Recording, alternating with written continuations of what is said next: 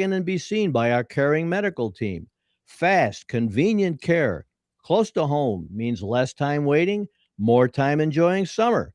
Warner Hospital Walk In Clinic, right here when you need us.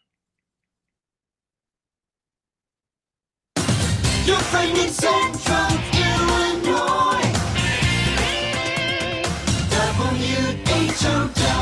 Top of the morning. Thanks for being with us. I'm your host today, Seth Lawrence. The WHOW Morning Show streams to Facebook and YouTube, brought to you by Peterson Insurance, your Pekin Insurance agent in Clinton. My guest on the Zoom today is Ed Shimon with the National Weather Service in Lincoln. Morning, Ed. How are you, sir? Morning, Seth. I'm doing great. Thanks for having me on. Thanks for making time for us. Ed, the folks at home want to know, how hot's it going to get this here Monday? It's going to be pretty intense. It's something that could really cause issues pretty quickly if you're outside for any amount of time, a half hour to an hour, even exerting yourself just a little bit today. It's going to put your body at a little bit of a deficit, and you could quickly get some heat cramps, maybe heat exhaustion pretty quickly. So you really got to be prepared to hydrate a lot and stay out of the heat, get some breaks in the cool weather. Sure. Let's take us through what's today look like in terms of its temperatures, heat indices. I see we've got is it an extreme heat warning that we're under? Tell us about today a little bit more specifically. Sure. Yeah, we're an extreme heat warning. And what that means is we're going to have widespread heat indices of 110 or more across the area. And that's going to be almost all afternoon. We're really going to be pushing that 110 heat index. And that's in the shade. Our forecasts are for shaded areas because that's how our temperature gauges are designed. They have like a beehive around them, and they're measuring temperature in what's the equivalent of a shaded area. So if you're in the sun, you can add 10 to 15 degrees higher to those heat indices. You're dealing with mid 120s, low to mid, and that's basically something that's dangerous heat. Mm-hmm. Heat is the number one weather-related killer nationwide every year, bar none. Looking back 30 years, 50 years, because heat is just so widespread. It's not just a tornado path or a damaging downburst, or it's everywhere. And if somehow your electricity goes out and you don't have cooling, things can really turn south really quickly. And we had some storms this morning, knocked out some power down near Teutopolis and Effingham. So. Hopefully those get restored pretty quickly, because anybody without air conditioning today is in potentially a lot of trouble. Sure. Very good. So be aware of that. Going to be a hot one here today, but it looks like, Ed, we really kind of moderate after today. What's going on here that this heat is just kind of set up for today and moves off the rest of the week? Well, tell us about that a little bit. Sure. Yeah, what we've got set up right now is low pressure is moving across, the upper Midwest, and there's a cold front draped south through Minnesota to Iowa, and that's going to be moving through, and that's going to be an air mass, somewhat of an air mass change down towards maybe near normal, because we're normally in the mid 80s right now for highs and mid 60s for lows or so. So, it's going to put us down in that category. And get the dew points much lower. So our dew points are instead of being in the upper 70s to near 80, the dew points are going to be in the 60s to maybe around 70 or so. So that'll help quite a bit, with that cold frontal passage coming through at some point later today. Is that going to bring rain for the area? It's going to have a lot of storm activity. It's hard to say which counties are going to get hit and which are not.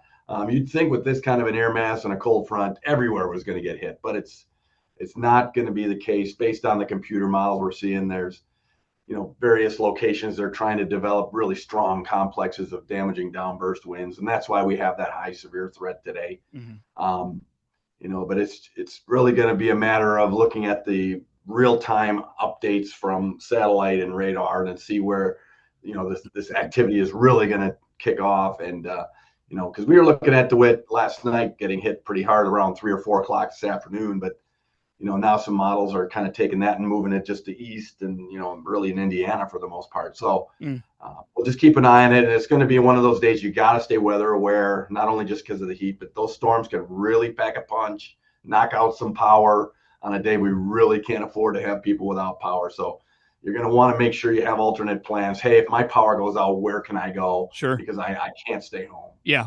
Sure. Ed Shimon, National Weather Service in Lincoln, is our guest on the Zoom. And Ed, I don't know if you're aware, we've lost your video or your video there, but I'm sure we'll get that back here in a minute. But at any rate, Ed Shimon, National Weather Service in Lincoln, our guest here on the Zoom.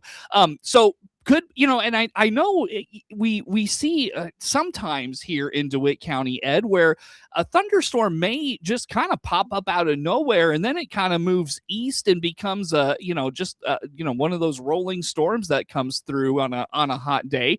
You were talking about that, and that's kind of where my mind went. It's like, maybe this is one of those days where we just see some random storm activity that pops up right on top of us and, ends up moving off to the east, like you were talking about with that outlook today.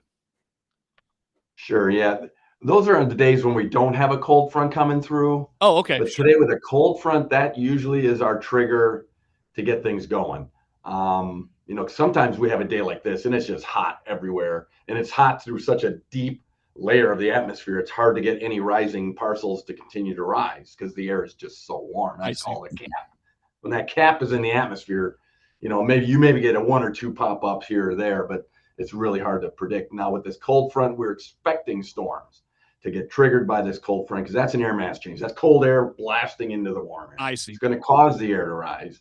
And we have a lot of instability in the air. It's just a matter of realizing it with that cold front. So, the models that we lean on a little bit more show right around, 5 or 6 o'clock, DeWitt County getting hit with some storms. So I would say this afternoon, between 4 and 7 o'clock, there's going to be some storms in the area. And more than likely, I think DeWitt County is going to start to get some of that precipitation and possibly some really strong storms. So we'll have to be really on a watchful eye here at the office, and then hopefully everybody's got a weather aware posture as well at home. Very good. Hey, Ed, take us through tonight and into the rest of the week. What are we looking at for these forecasts? Sure. Yeah. Once that cold front moves through, roughly this evening, we see the precipitation chances basically fall off to nothing. And then we've got winds shifting out of the north and becoming pretty gusty tomorrow. On Tuesday, our highs roughly in the 88, 89 degree range, but the dew points are going to be falling off gradually here. What do we have for, dew points around 71 instead of, today around 80. So that's going to make a big difference in what it feels like. The air temperature is going to be around 85. The heat indices around 88.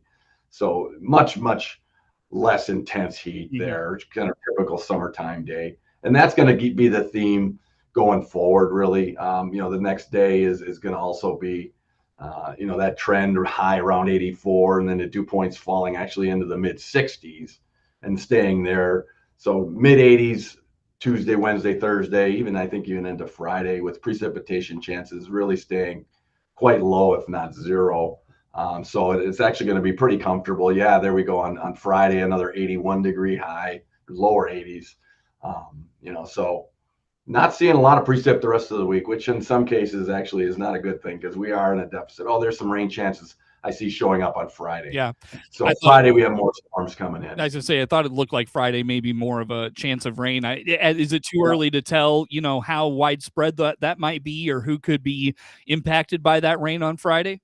Yeah, that one looks a little bit more widespread, and it's extended all the way through Friday night. That one is definitely showing up as a little bit more confidence there.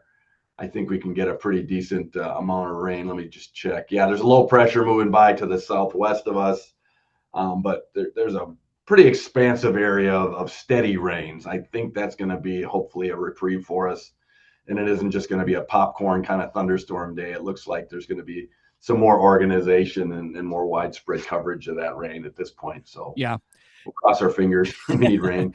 You said we're in a deficit. What do we know? What are we looking at right now? Yeah, right now, when we look at our office's observation and even in CocoRa's, we're at 3.5 inches below normal. July is our biggest month, 4.9 average, and we're 3.5 below normal at this point. Now, when I look in that puts us, so at the office, we've only had 0.79. Like in DeWitt County, I see our CocoRa's station has 1.14. And then in the Northeast near Forest City, that's 2.31. So there's some variation there. So you're roughly 2.5 inches below normal across DeWitt County for the most part, 2.5 to 3. So it's definitely dry, and the monitors are showing that. The soil moisture is starting to drift off towards just middle of the road average for this time of year. So we're not in the drought conditions yet, but if we stay dry for more of July into August, that's going to possibly put us in a drought status. Well, my yard disagrees, Ed, because I still have to be out there about every week mowing. So if we're in a deficit, the grass has not gotten the message here. Yeah, my yard too. It kept growing because there was such a good influx. We had a couple of rains, like around July 4th, we got a good punch of rain, and then about a week later we had another punch of rain in some areas, not everywhere, but that was just enough to keep the grass going and have us mow every week. Definitely, very good. Sounds like we could use the rain that you're speaking of, maybe on Friday, and some areas getting it here this afternoon as well. So very good. Hey, Ed, on that note, let's take a break, my friend. Where do folks go for all things weather forecasts, weather data? Where do they go? Weather.gov/Lincoln. Ed Shimon, National Weather Service in Lincoln, is my guest on the Zoom. More to come with Ed on the WHOW Morning Show.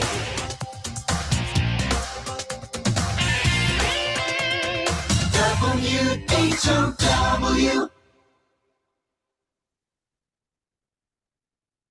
Let's check the opening numbers now at the Chicago Board of Trade on this Monday. I'm Jim Taylor on the RFD Radio Network. We start the day double-digit low with corn and beans, and Chicago wheat slightly lower. September corn opening 451.5, down 12 3/4.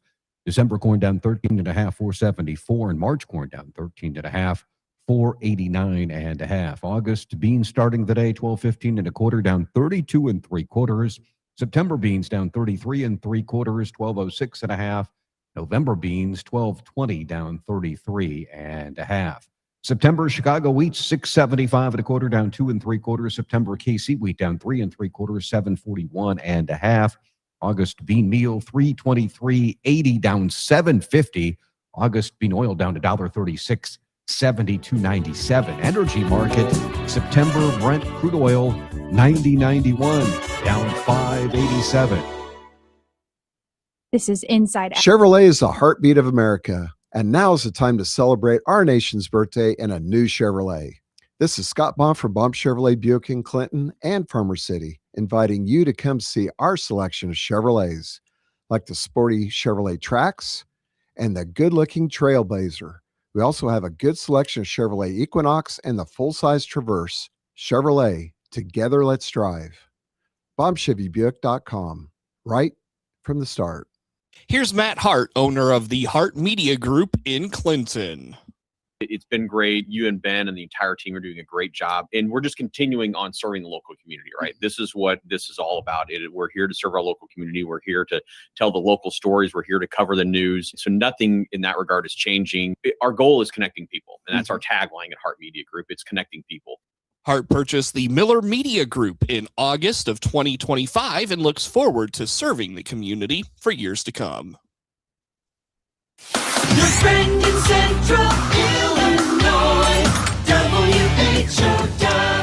Once again, a good morning. Thanks for being with us. I'm your host today, Seth Lawrence. The WHOW Morning Show streams to Facebook and YouTube, brought to you by Peterson Insurance, your Pekin Insurance agent in Clinton. My guest on the Zoom, Ed Shimon, National Weather Service in Lincoln. Ed, you mentioned we are well below what we need in terms of rain for July. You mentioned some rain potentially on Friday. Is it going to be enough to dig us out of this deficit? Where could July end up in terms of rain deficit? It's going to kind of depend on what happens this afternoon, evening too. If we can get a good punch of rain, dose of rain this afternoon, evening, that'll help. Because Friday itself, if we miss out today because those storms, are further east, Friday's not going to be enough really to get us out of that deficit, because we're almost 3 inches below normal, and that's generally, it's not looking like we're going to get a 3-inch rainfall on Friday, but so we're going to need a combination of today and Friday really to keep us, from getting towards, potentially getting added to the drought, because we update that on the Thursday, and it takes rainfall into account through Tuesday morning. Mm-hmm.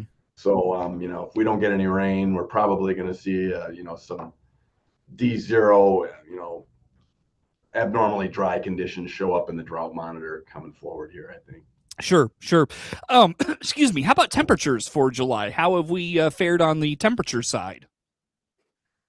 Right now, we're right at normal. We're basically departure from normal, just slightly above 0.3 degrees Fahrenheit. So basically, we've had just enough cool days and just enough warm days to average out, because we had a little bit of cool spell there from 21st to the 23rd. We were below normal almost every day. Yep. 25th even included. So that kind of helped tip the balance back towards normal, because we were above normal for the month. We started out hot and then had several 90-degree days in there through the first couple of weeks of the month. So we were trending above, and then that cool spell kind of evened the balance just a little bit. So we're right around normal. Gotcha. Given this week's temperatures, I would think that will probably remain the case. I mean, I don't think a whole lot's going to change between now and Friday. Is that fair to say? That's correct. Yeah. Well, we're going to be well above normal, and even yesterday's above normal kind of tipped the balance back. So we'll stay probably above normal for the rest of the month, since this is the last week of July, and the trends are, for the most part, above normal for the balance of this week until we get late till Friday. Fair enough. Gotcha. Very good. Ed, let's look to August. What does the August outlook tell us here? Yeah, I've got the August outlook up in front of me here, and it looks like we're right on the edge of above normal temperatures. There's a below normal pocket in the upper Midwest. So roughly equal chances of above or below normal there. And we're normally in August, falling back into the lower 80s to start the month, and then or mid 80s to start the month, and then the upper 70s, I think, as we close out the month. So above normal precipitation is also in there. So that's kind of nice. We do need some moisture in August. Showing that is good, because that's typically when we stay dry and hot and just really sap the moisture out of the soil and start, potentially into that fall, early, drought conditions, so to speak. So if we can realize, at least normal rainfall, which is roughly 4.5 inches, that'd be good. Well, and August is when we traditionally kind of start to see the crop dry out, right? Because of that dry spells, those dry spells you spoke of. Right. Yeah. And actually, I misspoke. 3.5 inches is normal, so not 4. So it is a drier month in general, because July is like at 4.91 average, and you really get a lot of heavier rains during that time. And then August, it's drier, a full 1.5 inches almost below normal, less than July. So we really would hopefully get all 2 or 3.5 inches that we are supposed to get in August, to keep the soil from really drying out and priming for a pretty impactful drought as we head into fall, potentially. Got it. So did you talk about temperatures and I just missed it? I apologize if you did in August. For August, yeah, it's we're near the above normal. The above normal is like southern U.S. Okay. And then the northern is equal or below normal, like the Dakotas are below normal. Sure. So we're right on the edge of above normal temperatures, which probably means we're going to see a few more upper 80s and maybe around 90 as we head into August. August is definitely potentially a hot month again. So when I see that above normal really close by, I would say we're going to still have some pretty decent heat a couple more times in August. Just in time for the state fair, right? That's right. Yes. Yeah. August 13th to the 23rd. I'll be there plenty of those days, because we have on-site support for safety issues there. I'll tell you, it's not unheard of for a pop-up thunderstorm to hit the state fair, right? Oh, yes. We've had stuff develop like literally on top of the fair and collapse with some, gusty winds. So we really try and get ahead of that information, keep people safe and in safe shelter if lightning does develop. Y'all have like a display or anything or a booth or anything you do at the state fair to make folks aware of your presence and the things that the Weather Service does, Ed? Right. Yeah. When the weather's quiet, we have an outreach booth with safety information and able to talk to people and, provide some safety pamphlets, so that people can take them home and apply them to their home plans. Okay, sure. Very good. Very good.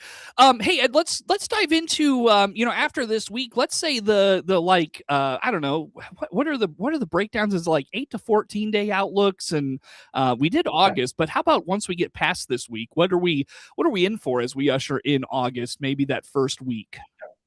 Right. Yeah. The 6 to 10 is August 1st to the 5th, and that's above normal temps. And then the 8 to 14 as well is above normal temps, even a tick higher, 60th percentile of above normal temp probabilities there. Precipitation wise is just near normal for the next 2.5 weeks in the outlooks. And then the week 3 to 4, all the way through August 21st, starts tipping towards below normal precip and near normal temperatures. So that's not a good sign. So hopefully we can get plenty of moisture in the first couple of weeks of August. But I'm not holding my breath yet. I don't see a lot of options for storms at this point. And when there's a heat signature, it's more popcorn up and down storms, and it's hit or miss. So it's going to kind of be luck of the draw with rainfall, I think, in the next 3 weeks here. Okay. Let's get into the August, September, October kind of early fall outlook. What do we have in those 3 months, Ed? Yeah, we have equal chances of above or below normal temperatures, and then equal chances for precip as well. So no strong signals either way. El Nino is really getting going, so the fall and winter are really going to be impacted by that potentially. What is El Nino? What's an El Nino fall winter look like, Ed? Typically above normal temperatures and drier than normal winter anyway. That's the general outlook. All right. Well, hopefully we can replenish these deficits. By the way, you mentioned the deficits in moisture. Is this where we would consider a flash drought that we're embarking on here? Right. Yes, I would say that's the case. When I look at some of the soil moisture conditions, especially out of Champaign, it's plummeting quickly. We're on the edge of flash drought right now, and if we don't get some rain today and Friday, that's really going to probably put us into that drought category pretty quickly. All right. Very good. Well, Ed, on that note, my friend, I do need to let you go for the day. Where do folks go for all things weather forecasts, weather data, the like? Where do they find it? Weather.gov/Lincoln. Very good. Ed Shimon, National Weather Service in Lincoln, is my guest on the Zoom this morning. The morning show streams to Facebook and YouTube, brought to you by Peterson Insurance, your Pekin Insurance agent in Clinton. Network news on the way.